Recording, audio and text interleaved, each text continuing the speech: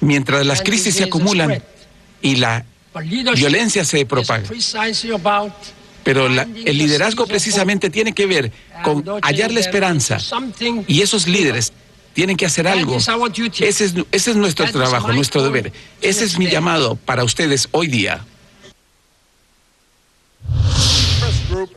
El grupo terrorista, conocido como ISIS, debe ser degradado y, en última instancia, destruido.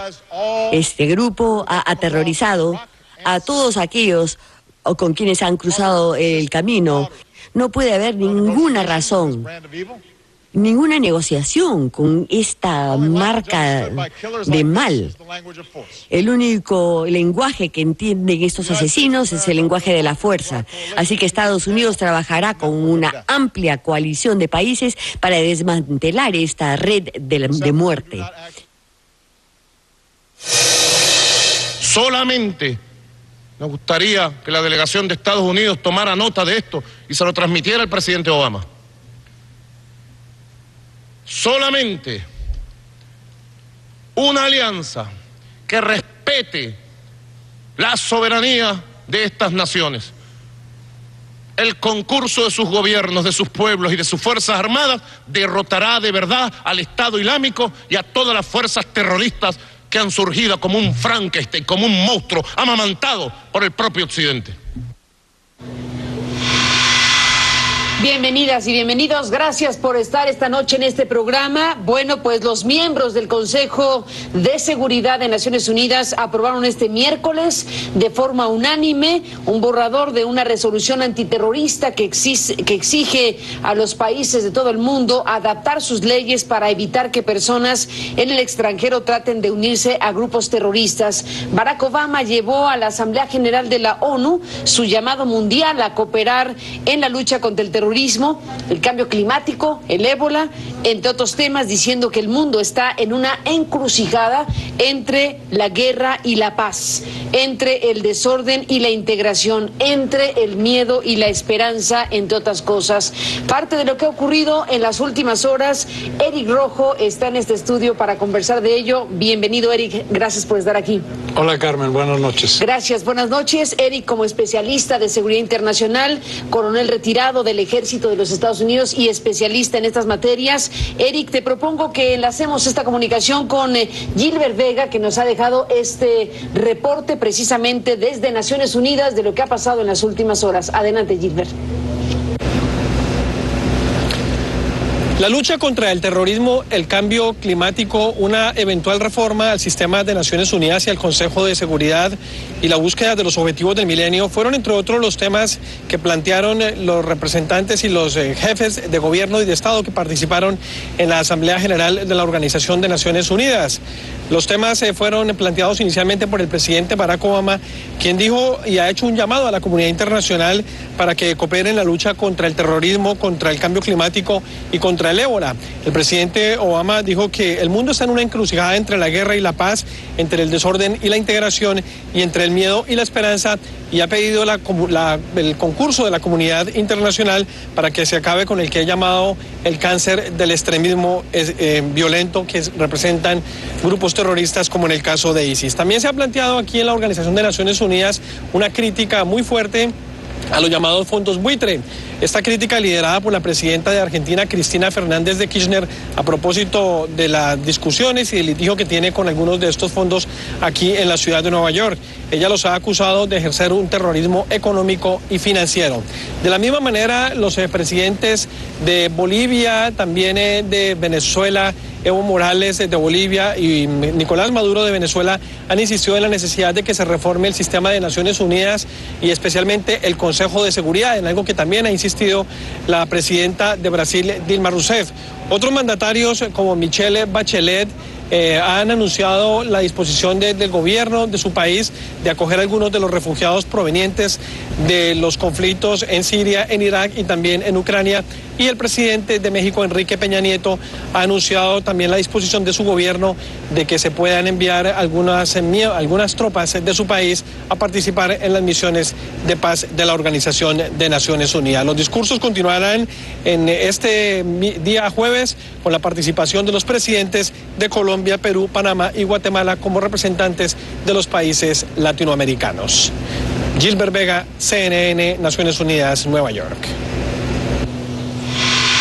Gracias, Gilbert, por este reporte. Y bueno, pues esta parte final de la postura de México anunciada respecto a su participación en operaciones de mantenimiento de la paz de la ONU. Eric, te propongo más adelante la comentaremos más. Hay un comunicado de la Cancillería especificando la decisión de México, que bueno, en el marco global que se están anunciando estas cosas, tiene pues una lógica particular de colocar a México como partícipe de la dinámica global, pero bueno, para México tiene su sentido hablar de esto en función de algo que no había hecho nunca desde los años 40, que tenía 2 o 3 experiencias máximo, pero bueno, ya hablaremos del caso México sobre este panorama.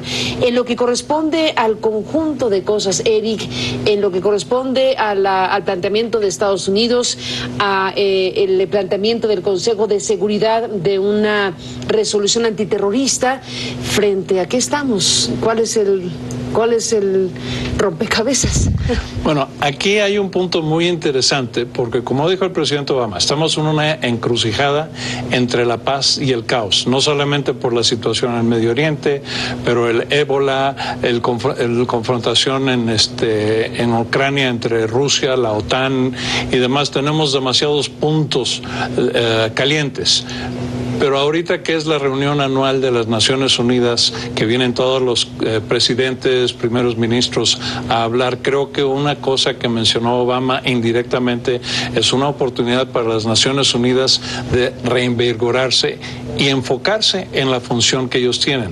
Estados Unidos paga casi todas las cuentas de las Naciones Unidas y no es necesariamente popular entre el pueblo americano, porque la mayoría de los votos que se toman siempre son en contra de Estados Unidos. Entonces el pueblo dice, ¿por qué estamos pagando por alguien que no, por lo menos coopera? Entonces él ahorita está hablando, es un problema universal, no es un problema de política de un lugar u otro.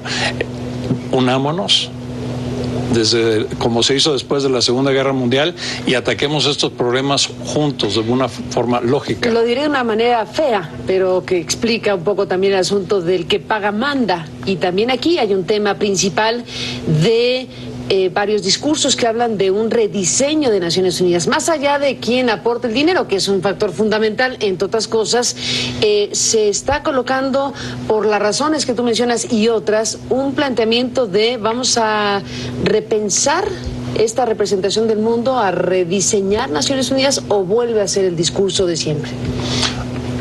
Estamos en la opción de hacer las dos cosas. Obviamente los que piden rediseñar, como Maduro, son gente que no tienen credibilidad internacional, que hacen su propio discurso interno, como lo hacía Chávez, siempre acusando a Estados Unidos de complots, de cosas fantásticas, de que le habla un pajarito. Entonces tiene que haber un elemento de credibilidad entre los países más serios, decir, ok, esto es lo que necesitamos para poder ser más efectivos. ¿Y por qué más efectivos? Hablamos de los derechos humanos, de la ley internacional, pero todo eso son acciones voluntarias. La ley internacional solamente existe cuando los partícipes estén dispuestos a llevar a cabo los dictámenes, si no, no funciona. Ahorita es una oportunidad de ver qué es lo que puede funcionar, cómo podemos voluntariamente, sin entregar la soberanía de cada país, porque es el problema que tiene Estados Unidos. No firma el acuerdo de Kioto porque permite que otros países le digan a Estados Unidos qué hacer y qué no hacer.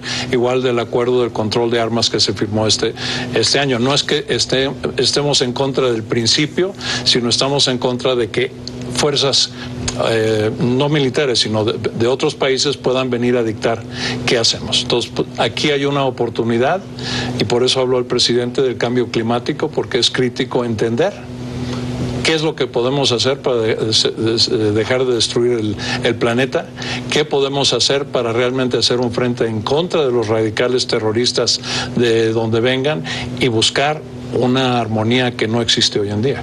Eric, déjame hacer una pausa y regresamos en esta conversación. Si je veux revenir un instant sur cette tragédie, cet assassinat. Si quisiera hablar sobre este asesinato, esta tragedia, esta crueldad, es para anunciarles que hace unos minutos conversé con el primer ministro de Argelia. El ministro algérien, quien me confirmó que hará todo lo necesario para atrapar a aquellos que cometieron esos crímenes y encontrar el cadáver de nuestro compatriota Hervé Gourdel. Et le corps de notre ressortissant Hervé Gourdel. Nous le devons à sa famille. Se lo debemos a su familia y al pueblo francés, que ha expresado su solidaridad. Marqué une solidarité.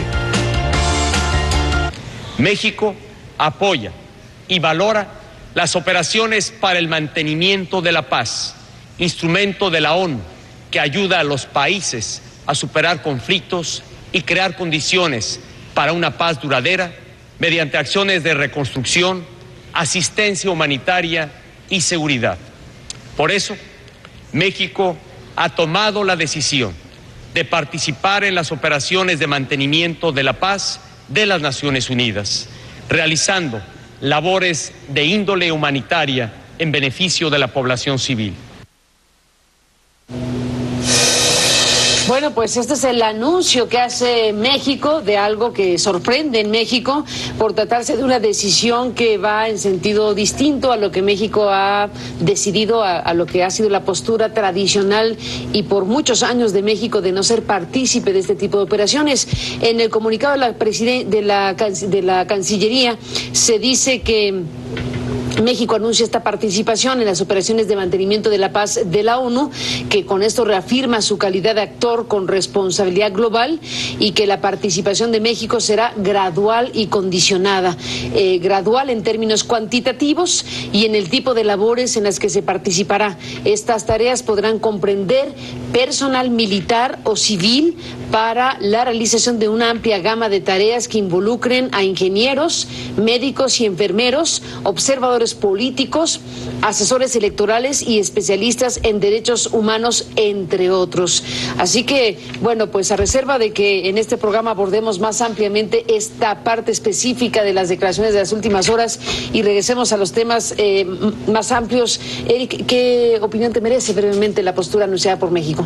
Mira, no me sorprende porque como México bajo Peña Nieto ha estado jugando en la cadena mundial económicamente, políticamente, eso fue una buena plataforma de decir, somos un jugador mundial.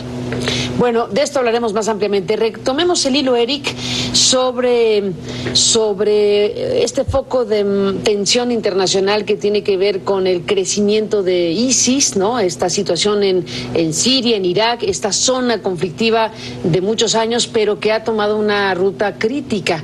¿Qué piensas del anuncio que se hace para un acuerdo global, un acuerdo donde se desarrolla una estrategia para enfrentarlo?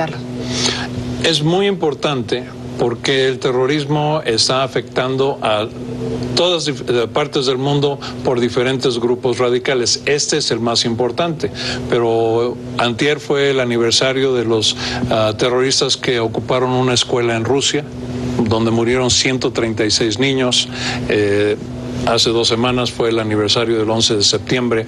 Entonces, aquí el problema es que pocas gentes con una agenda política radical pueden hacer mucho daño a mucha gente, que no es una guerra tradicional. Es importante, como dijo el presidente, y el acuerdo antiterrorista, que se evite el viaje internacionalmente de aquellos que se conocen como, en este caso, yihadistas, que van o a su país de regreso o van a otro lugar a apoyar a esas fuerzas, y siempre hay el riesgo de que cuando regresen más radicalizados haya problemas terroristas en el país. Entonces el mundo se tiene que unir, compartir inteligencia. Eso es lo más importante, no tanto las Fuerzas Armadas que hacen falta en el Medio Oriente, pero compartir inteligencia es esencial. Eric Rojo, antes de empezar este programa fuera del aire, me contabas y te preguntaba yo sobre tu propia experiencia y tu observación de la zona, tú siendo coronel retirado del Ejército de los Estados Unidos y habiendo sido partícipe de operaciones directas en esta materia. ¿Qué fue lo que pasó o qué es lo que ha pasado como para que este grupo haya crecido de esta manera y se haya convertido en un factor real de amenaza a nivel internacional? Después de esta muy controvertida invasión a Irak y todo esto que podríamos hablar otro día, pero dejémoslo solo como el enunciado.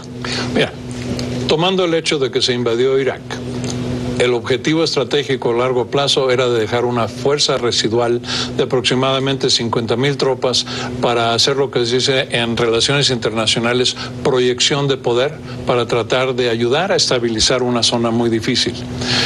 El presidente Obama, cumpliendo sus compromisos políticos personales y su visión personal,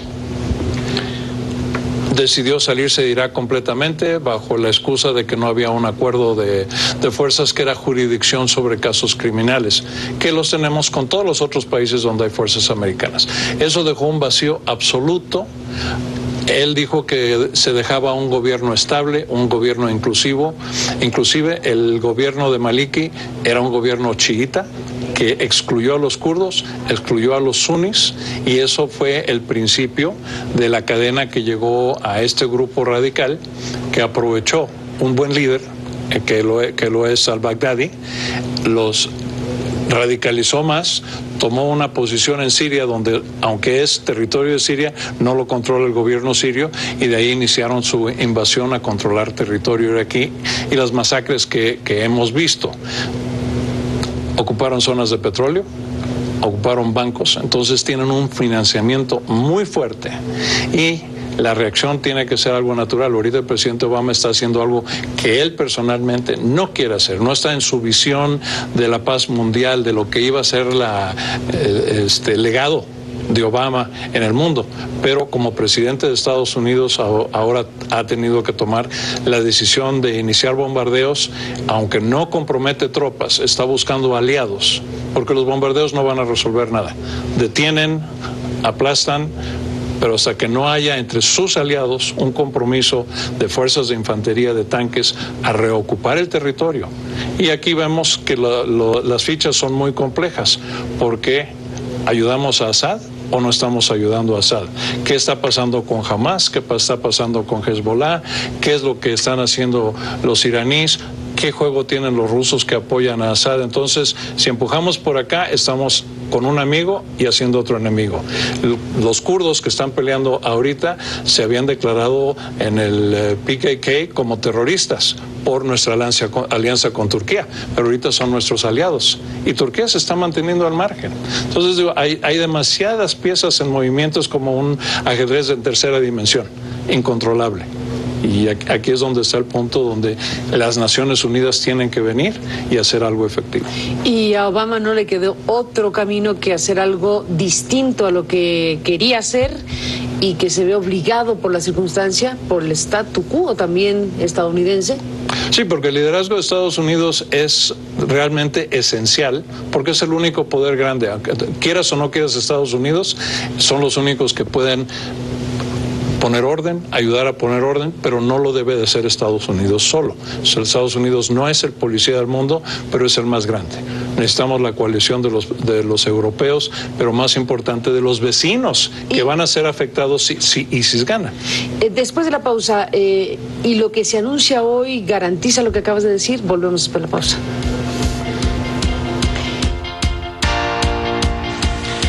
El bloqueo económico, comercial y financiero del gobierno de los Estados Unidos contra Cuba es la principal herramienta de la política de los Estados Unidos en su afán de destruir la revolución y restaurar su hegemonía sobre el territorio cubano.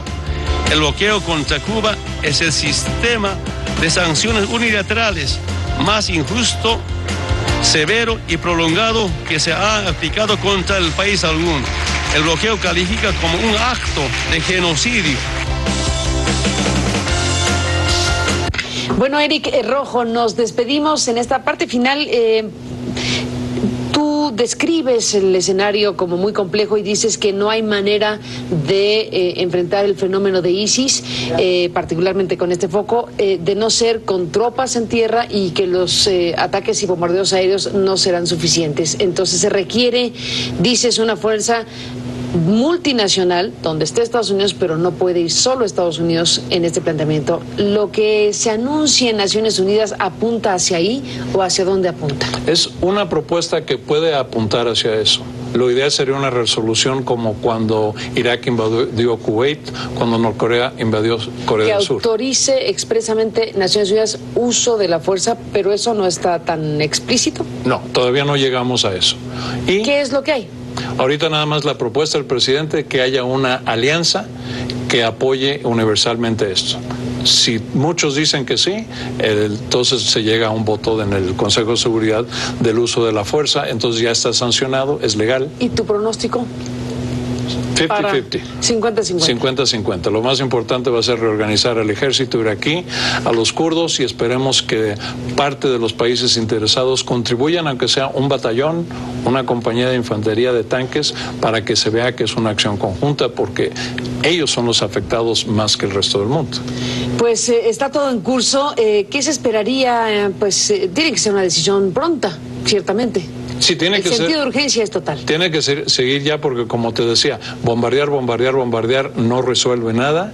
Lo podemos estirar, pero no va a cambiar la actitud de ISIS y sus militantes hasta que no sean controlados en tierra. Pues Eric Rojo, estaremos en contacto, si me lo permites. Te agradezco que has estado aquí para analizar lo que está pasando en Naciones Unidas con los países, con estas zonas conflictivas. Bueno, claro, sabemos que temas hubo muchos.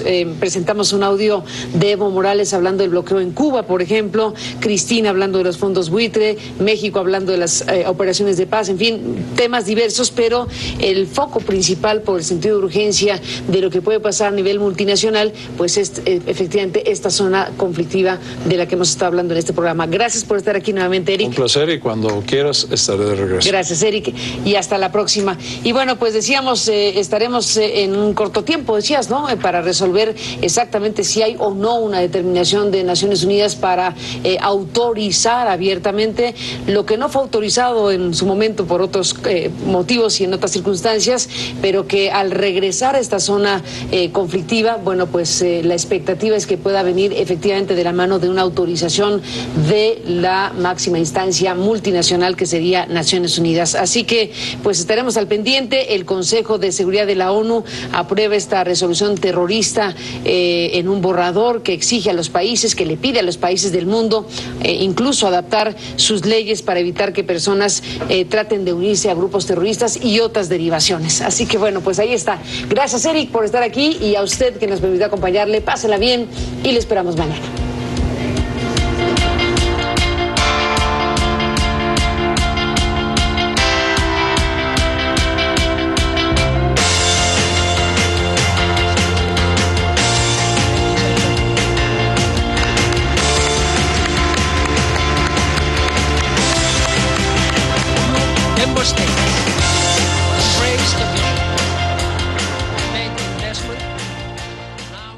México apoya y valora las operaciones para el mantenimiento de la paz, instrumento de la ONU que ayuda a los países a superar conflictos y crear condiciones para una paz duradera mediante acciones de reconstrucción, asistencia humanitaria y seguridad.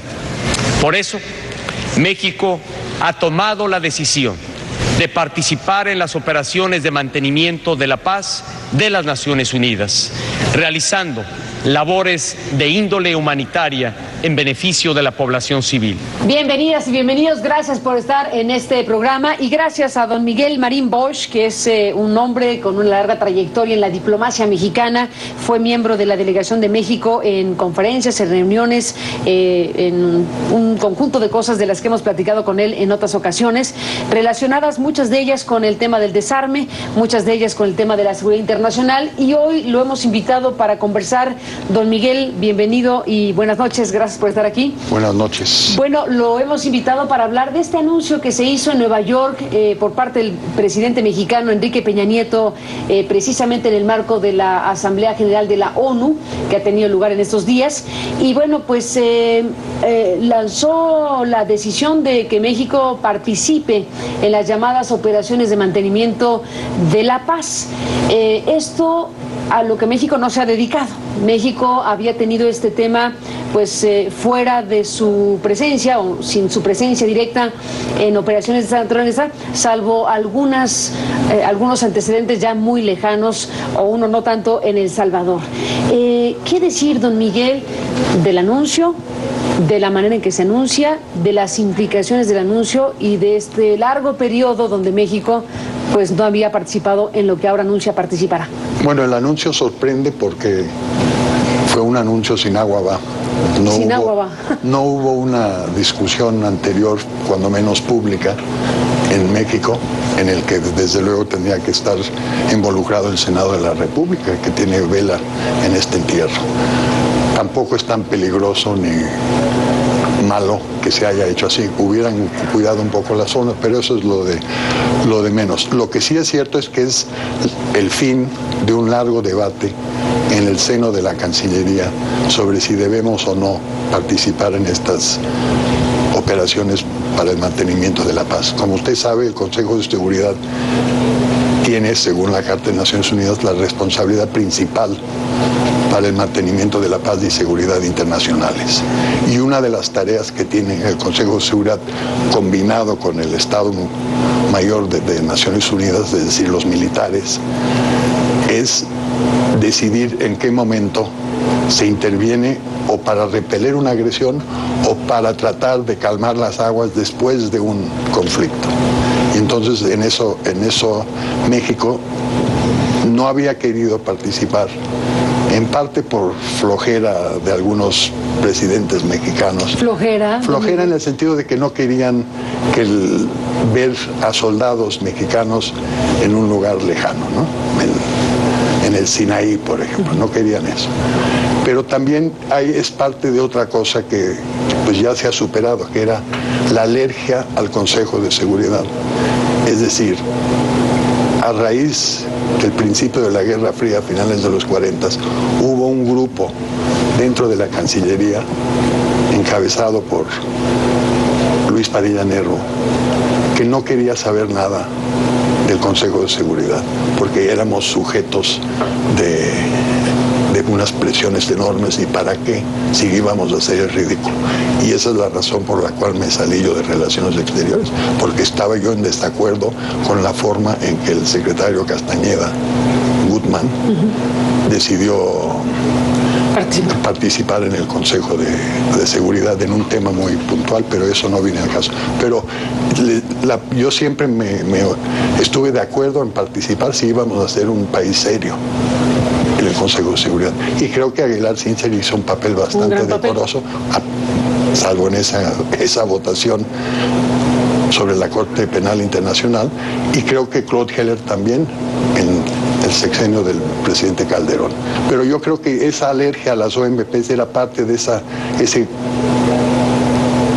grupo de funcionarios que no querían saber nada del Consejo de Seguridad por las razones que le acabo de... Yo recuerdo que en época de Castañeda padre, el subsecretario para asuntos multilaterales era Manuel Tello, en paz descanse. Y él se opuso violentamente cuando Castañeda padre usó exactamente los mismos argumentos. Ya somos un país importante, una potencia media, era lo que estaba de moda en esa época. ¿Por qué no estamos en el Consejo de Seguridad? ¿Por qué no mandamos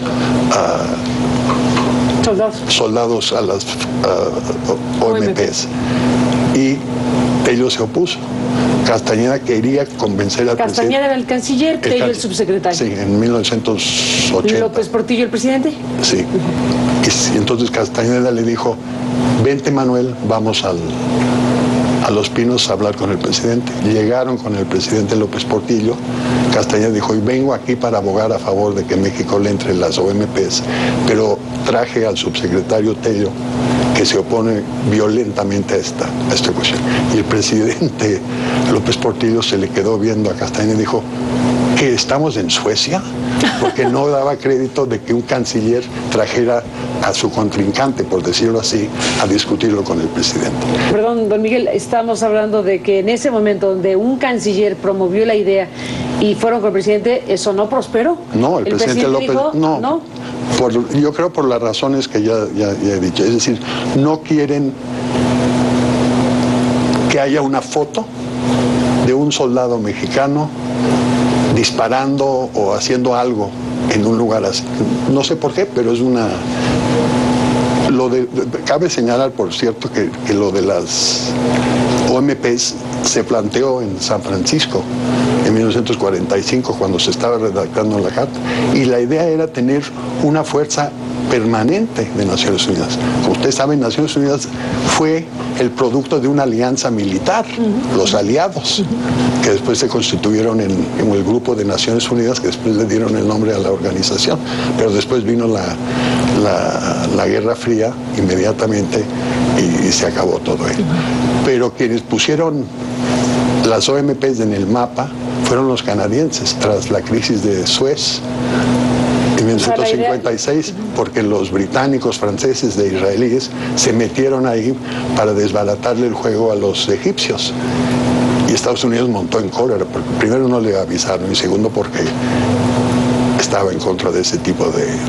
Entonces hubo la necesidad de meter una fuerza, la famosa FENU, Fuerza de Emergencia de Naciones Unidas, que hasta hoy existe, que fue para supervisar el retiro de los británicos y franceses y israelíes del Sinaí y poner eso, la casa en orden para los egipcios. Y fue Lester Pearson, el primer ministro de Canadá, quien no solo inventó la FENU, la Fuerza de Emergencia de Naciones Unidas para el Medio Oriente, sino que ese año del 56 le dieron el premio Nobel por eso. Entonces los canadienses, entre otros, han sido unos promotores de esto toda la vida. Y yo creo que han aportado más de 100,000 soldados a lo largo de la historia. Si usted piensa que en 70 años han habido alrededor de 1 millón de soldados, policías, civiles, pero sobre todo soldados en fuerzas de este tipo, los canadienses han aportado más de la 10ª parte, es decir, mucho más que su proporción de población, ¿no? Y el otro grupo que ha abogado mucho ha sido los países nórdicos. Digo nórdicos porque son los escandinavos y Finlandia, ¿no?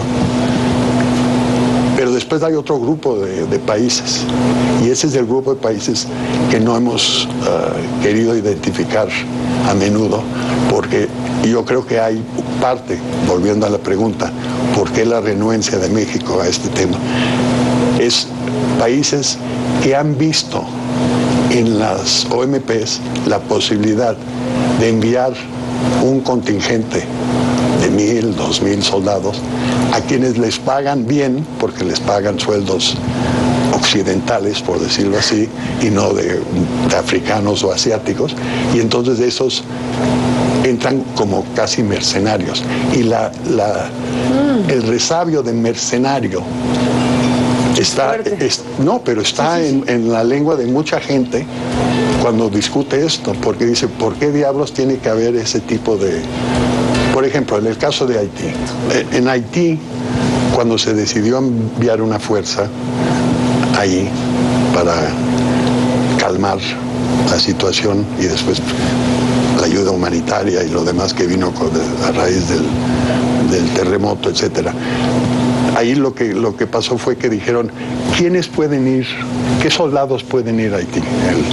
El centro, el departamento de operaciones para el mantenimiento de la paz de Naciones Unidas dijo, vamos a buscar. ¿Y qué concluyeron? Que mejor que fueran latinoamericanos. Entonces tiene el caso de que hay un montón de brasileños, uno que otro argentino, uruguayos y chilenos. Por cierto, Uruguay, Argentina y Brasil son los que más han participado de América Latina en este tipo de acciones. Pero ha habido casos donde se han mandado efectivos de lugares un tanto exóticos para calmar los ánimos en partes de África o de Asia o del Medio Oriente, que realmente ahí es muy problemático. Y yo creo que eso es lo que quiere decir la Cancillería cuando habla de gradual y condicionado. Es decir, no vamos a mandar a soldados mexicanos a la primera. Si es un caso de el país elige netamente humanitaria, como es el caso de Haití. ahí yo creo que sí habría una decisión positiva de la Cancillería en recomendar eso. Pero yo creo que no quieren ellos lo que dije antes, que era que apareciéramos como soldados un poco fuera de la película que se está pasando en esa región. ¿No está usted interpretando que esto pueda derivar en ningún momento en algo así, en que soldados mexicanos sean partícipes, ya no de directamente un mantenimiento de la paz o tareas humanitarias, sino eventualmente en acciones bélicas para un conflicto en desarrollo? ¿No lo ve en ningún momento? No. Ni aunque diga que es gradual en los temas en los que va a participar. Manera. Yo no lo veo, no sé. Sí. No, yo tampoco, yo no tengo idea. Más bien un poco el análisis de si esta decisión que toma México, de la manera en que la toma, está colocando al gobierno mexicano en la perspectiva de solo participar en esto que usted acaba de describir, o bien habría, pero pues no lo saben ni usted ni yo, y queda abierta la posibilidad de que sí pudiera ser si es que transita hacia esa ruta en algún momento. O sea, no hay nada que diga categóricamente que no lo harían. Tampoco dice categóricamente que lo harían. Entonces queda la duda de si lo harían, ¿no? Exacto. Así que bueno, esa es una de las grandes preguntas. Ya salió el propio secretario de Gobernación, Miguel Ángel Osorio Chong, precisamente frente a esta discusión de qué está pensando hacer México y en qué está pensando participar. Bueno, dijo que sería sobre cuestiones netamente humanitarias. Pero bueno, regresemos al punto, don Miguel, de cómo funciona este andamiaje internacional, en donde una vez que se determina por parte de Naciones Unidas que debe constituirse una operación de mantenimiento de la paz en X o Y país que está en un conflicto en curso o que están por restablecer sus condiciones básicas de institucionalidad o las razones que sean, ¿cómo funciona la cuestión? ¿Se determina esto por Naciones Unidas y luego dicen quién quiere participar? ¿Es voluntario o es por asignación? Lo que pasa es que es el Consejo de Seguridad que decide, y entonces cualquier operación requiere del visto bueno de los 5 permanentes. Entonces ya por ahí hay una cierta garantía para los... Pero lo que pasa es que entonces se dice, bueno, ¿cuántos efectivos se necesitan?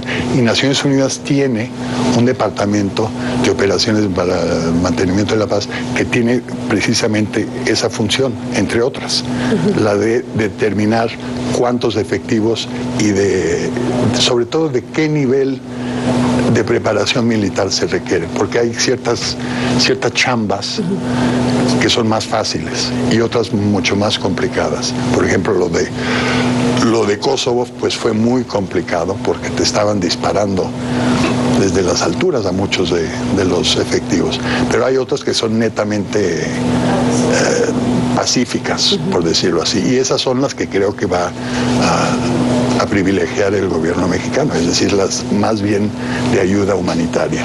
O en países donde haya que restablecer institucionalidad electoral, democrática, civil, en eso estaba viendo a México. Pues estamos frente a un tema interesante. Recordó uno de los capítulos ahora con el caso Castañeda y Tello frente a López Portillo. ¿Recuerda otro momento del largo debate, como dijo, en la Cancillería sobre si sí o si no hacer tal cosa? Sí, lo que pasa es que cuando se plantea esto, se plantea en los términos que lo hizo Jorge Castañeda padre en 79-80, que es que ya somos un país importante, mediana potencia, pero importante. Somos responsables, somos amigos de Naciones Unidas, cosa que es cierta. No hay otro país que haya votado mejor en la historia de Naciones Unidas que México. Y si tiene mis dudas, vea mi estudio sobre los votos de México. ¿Pero qué significa votar mejor? Es decir, vota según ciertos principios de relaciones internacionales que son reconocidos por todo el mundo. Hay organismos no gubernamentales en Estados Unidos que se dedican a dar calificaciones a países de la forma en que votan. Invariablemente está México entre los primeros 3, Suecia, países así. ¿Y usted hizo un estudio de eso? No, yo hice un estudio de todos los votos de México en la Asamblea General y le puedo asegurar de que no hay otro país que haya votado tan bien. Hemos tenido errores garrafales. Por ejemplo, el de sionismo es una forma de racismo en 1975. Y ahí explico por qué hubo ese... Pero básicamente, usted nada más piense que México ha emitido 16 votos en contra de las 6,000 resoluciones que se han aprobado por Naciones Unidas. En cambio, Estados Unidos ha votado en contra más de 2,000 veces. Entonces, ahí tiene una idea de que nosotros votamos según valores universales, como se dijo en una época. Veíamos, bueno, comentábamos fuera del aire esto que se menciona en el comunicado de la Cancillería mexicana que anuncia, bueno, que reporta lo que anunció Peña Nieto en el encuentro de Nueva York, de la Asamblea de Nueva York, y dice esta comunicación que México ha participado en 3 ocasiones hasta el momento, las 2 primeras con observadores militares en los Balcanes y en Cachemira, frontera de la India y Pakistán, en el 47 y 50, de 47 a 50 en los Balcanes y en Cachemira en 49. Y en El Salvador, de 92 a 93, con una participación de 120 policías. ¿Qué hizo México en aquellos años? ¿Tiene usted la historia? No sé si eran, obviamente habrán sido agregados militares de alguna embajada de México en el mundo que fueron a observar lo que estaba haciendo. Como observadores. Sí, pero no eran... Sí, aquí dice observadores militares. No eran efectivos. No eran efectivos. Eso en el caso de los Balcanes y en Cachemira. Y en El Salvador, tratándose de policías y del papel que México... Era para adiestrar a la policía local. Para adiestrar a la policía local. Y de entonces a la fecha México... Of all people, ¿no? Como dirían... Of all people en Estados Unidos dirían policías mexicanos adiestrando a policías salvadoreños. Exactamente. En fin. Bueno, esas son las 3 participaciones de México en operaciones de mantenimiento de la paz. Con los conflictos en curso hoy en el mundo, hay OMPs funcionando en este momento. ¿Vislumbra, don Miguel, que este anuncio sea de rápida aplicación, de que México puede incorporarse en alguno de los países? Para nada. ¿No? No empezarán a analizar una posible participación hasta finales del año entrante, yo creo. O sea, no hay nada inmediato. No, hay rotación en cada una de estas fuerzas. Unas son más grandes que otras, las 16 existentes. Y obviamente, cuando se van los canadienses o se van los de Ghana, pues quieren un contingente de otro país, porque tampoco se quedan ahí de manera permanente. Pero eso tendrá que ser estudiado con mucho cuidado y estoy seguro que vamos a dar preferencia a las operaciones netamente humanitarias. Con esta decisión, Miguel, ¿se rompe un mito? ¿Se rompe qué? ¿O qué sucede? En realidad, ¿qué significado tiene, si lo tiene, importante para la diplomacia mexicana? No está mal que participemos. ¿Cómo participamos? Creo que es la pregunta clave. Pero creo que esto se encuadra en una cosa que a mí no me gusta, que es esta cosa de que ya somos un país moderno, somos un país muy desarrollado. Hay alguien usó el argumento de que de todos los miembros de la OSD, solo México y no sé quién más no participaban en estas cosas. O en el grupo de los 20, solo México y Arabia Saudita. Eso no es un argumento, porque se hace en la OSD, no quiere decir que lo tengamos que hacer nosotros. Por eso somos un país distinto, si no, pues borramos las fronteras. Resulta que México efectivamente tiene este paso a nivel internacional que lo coloca, digamos, en una dimensión donde toda la semana con Peña Nieto en Nueva York, bueno, pues fue una presentación, una presencia internacional importante. Se hizo presidente de una alianza de gobiernos abiertos, da este paso, hay una escena donde está repartiendo con Barack Obama, con el rey de España recién llegado, y todo este panorama donde el tema de la diplomacia abraza, digamos, a la figura presidencial mexicana en el exterior.